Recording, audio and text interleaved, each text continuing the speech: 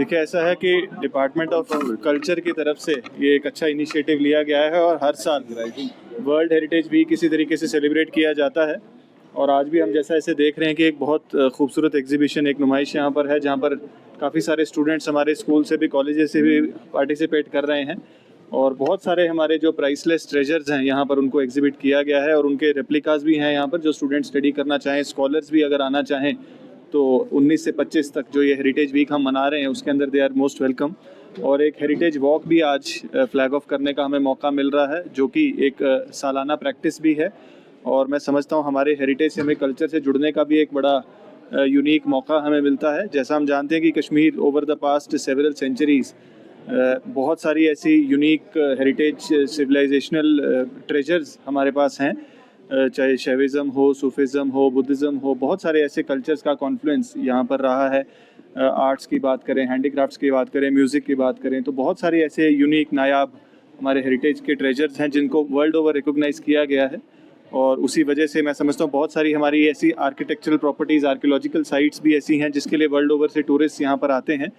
तो ये वीक जो है हम इन्हीं सारी चीज़ों को डेडिकेट करते हैं और हमारी आने वाली जनरेशन को, हमारे यूथ को भी इनसे जोड़ने का एक बहुत इंपॉर्टेंट मौका है। तो हेरिटेज वॉक आज हमारी इसी संदर्भ में एक अवेयरनेस कैंपेन भी है कि हम अपने हेरिटेज को, अपने कल्चर को शायद पिछले कुछ सालों में उस तरीके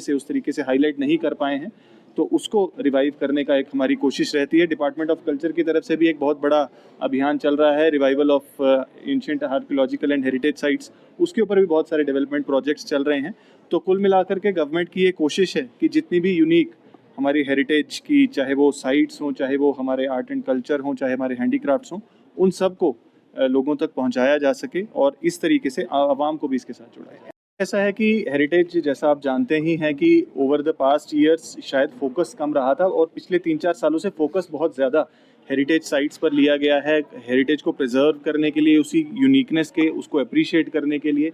जो हमारी सिविलाइजेशंस ने हमें over the years, over decades, over centuries दिया है, उसको कैसे संभालना है और आगे की जनरेशन्स तक कैसे पहुंचाना है, उन सभी चीज़ों का मैं समझता हूँ एक वीक के अंदर एक कैप्सूल हमारा चलता है। इसके अंदर हमारे बहुत सारे इनिशिएटिव्स डिपार्टमेंट ऑफ कल्चर की तरफ से लिए जा रहे हैं। एक बड़ी वर्कशॉप भी 24 को SKCC में ऑर्गेनाइज हम कर रहे हैं, जिसके अंदर हमारे बहुत सारे कंजर्वेशनिस्ट, हमारे आर्कियोलॉजिकल एक्सपर्ट्स, हमारे इंजीनियरिंग एक्सपर्ट्स जो इकट्ठे होंगे और उनका मकसद भी यही होगा कि हम डिस्कस करेंगे कि किस तरीके से हमारी हेरिटेज साइट्स को हम और प्रिजर्व कर सकते हैं और फ्यूचर जनरेशंस के लिए उनके बचाव। देखिए, ऐसा है कि विंटर्स,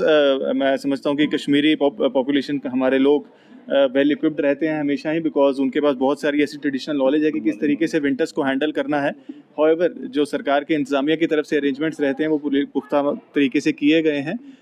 जो हमारी स्नो क्लियरेंस की बात हम करें या पावर सप्लाई की रेस्टोरेशंस की बात करें, अगर खुदा ना खास्ता कोई डिस्ट्रप्शंस उसमें आती हैं, जो हमारी विंटर डंपिंग रहती है खास करके हमारे बॉर्डर एरियाज़ में, चाहे वो कुपवाड़ा हो, बांडीपुरा हो, हमारे 872 ऐसे स्टेशन हैं जहाँ पर 4 महीने के लिए एडवांस में राशन डंप किया जाता है, वो सारी प्रक्रिया पूरी की गई है। LPG के हवाले से भी खास ख्याल इस बार रखा गया है कि लोगों को किसी प्रकार की मुश्किलात का सामना ना करना पड़े। हमारे डिज़ास्टर कंट्रोल रूम्स, चाहे वो श्रीनगर का integrated command and control centre हो, चाहे वो डिस्ट्रिक्ट्स में जो कंट्रोल रूम्स हो, उनको पूरी तरीके से तैनात, वहाँ पर हमारे ऑफिसर्स को डिप्लॉय किया गया है, नोडल ऑफिसर्स को डिप्लॉय किया गया है। डिस्ट्रिक्ट्स के में भी अरेंजमेंट्स को कंटिन्यूसली रिव्यू किया जा रहा है ताकि विंटर्स में किसी प्रकार की मुश्किलात का सामना हमारे लोगों को ना करें। सर, आपको रिसेंटली मेट्रोपॉलिटन रीजन का CEO बनाया है, तो इसके बारे में कुछ बताइए क्या? देखिए, ऐसा है कि ये सारी जो अथॉरिटीज़ हैं, चाहे वो मेट्रोपॉलिटन अथॉरिटी हो, चाहे श्रीनगर डेवलपमेंट अथॉरिटी हो, चाहे स्मार्ट सिटी हो, मकसद यही है कि एक होलिस्टिक तरीके से डेवलपमेंट पूरे रीजन की जाए और जो डेवलपमेंटल प्लान्स मुख्तलिफ डिपार्टमेंट्स के द्वारा इम्प्लीमेंट किए जा रहे हैं या UT गवर्नमेंट के द्वारा किए जा रहे हैं, उन सबको कन्वर्जेंस के तौर पे देखा जाए और एक होलिस्टिक प्लान जो है डेवलपमेंट का वो तैयार किया जाए और टाइम बाउंड तरीके से प्रोजेक्ट्स को इम्प्लीमेंट किया जाए।